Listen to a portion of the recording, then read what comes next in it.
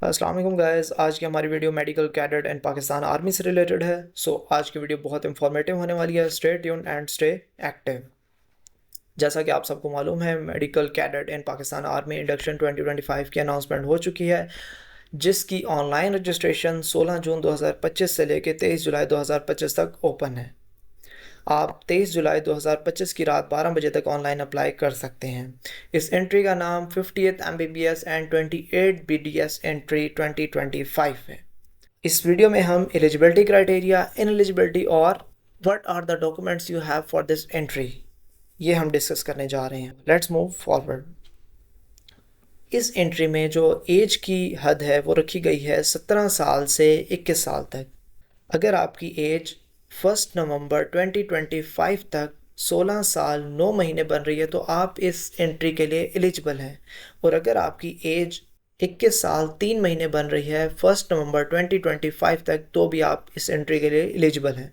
3 महीने की age relaxation इन अपर और लोअर केस में रखी गई है। सेकंड, हाइट आपकी 5 फुट 4 इंच से कम नहीं होनी चाहिए। 5 foot 4 inch is the minimum criteria, जिसको अगर सेंटीमीटर में हम करें तो 163 सेंटीमीटर बनता है। आपका अनमैरिड होना लाजमी है। ये एंट्री सिर्फ मर्द हजरात के लिए है और इसमें आपकी FSC प्री मेडिकल में 70% मार्क्स होना लाजमी है। अगर किसी ने A लेवल्स किया हुआ है तो उसका बायो फिजिक्स एंड केमिस्ट्री के साथ मिनिमम C ग्रेड होना लाजमी है। और अगर आपने FSC पार्ट 1 दिया हुआ है और उसमें 70% मार्क्स सिक्योर किए हैं तो आप होप सर्टिफिकेट की बेस पे इस एंट्री में अप्लाई कर सकते हैं। होप सर्टिफिकेट आपके कॉलेज के प्रिंसिपल आपको इशू करेंगे, उनकी साइन और स्टैम्प होना मस्ट है। और उसमें ये बाकायदा लिखा होगा कि this candidate will secure 70% marks in FSC part 2।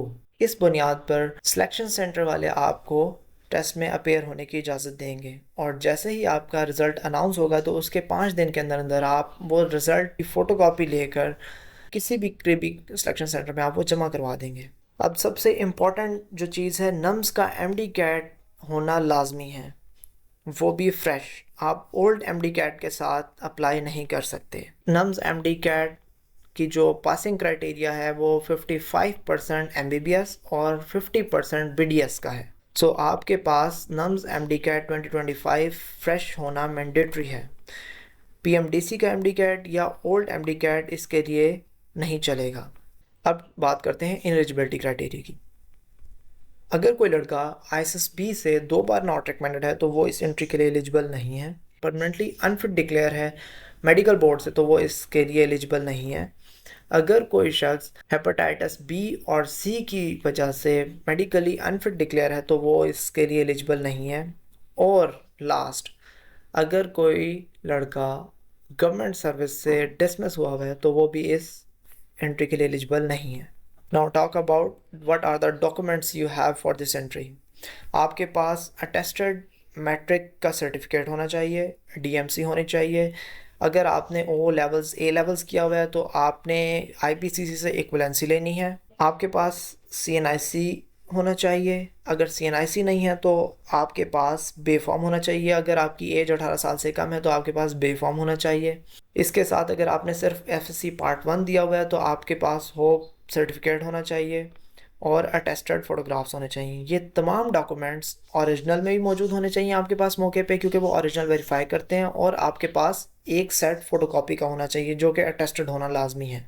तो ये तमाम डॉक्यूमेंट्स याद रहे, मैट्रिक का सर्टिफिकेट, मैट्रिक के DMC, CNIC की कॉपी, फॉर्म बे की कॉपी। अगर आपने A लेवल्स किया तो IPCC से आपने उसकी इक्विवेलेंसी सर्टिफिकेट लेना है। अगर आपने FSC पार्ट 1 किया है तो पार्ट 1 के DMC और होप सर्टिफिकेट आपने लेना है। उस पर आपके प्रिंसिपल के साइन और स्टैम्प होने चाहिए और अटेस्टेड फोटोग्राफ्स। तो ये एलिजिबिलिटी क्राइटेरिया हमने डिस्कस किया, डॉक्यूमेंट्स रिक्वायर्ड डिस्कस किया और इनएलिजिबिलिटी। अगर आपको इससे रिलेटेड कोई भी मालूमात चाहिए हो तो आप नीचे कमेंट कर सकते हैं, हम आपकी इंशाल्लाह ज़रूर रहनुमाई करेंगे।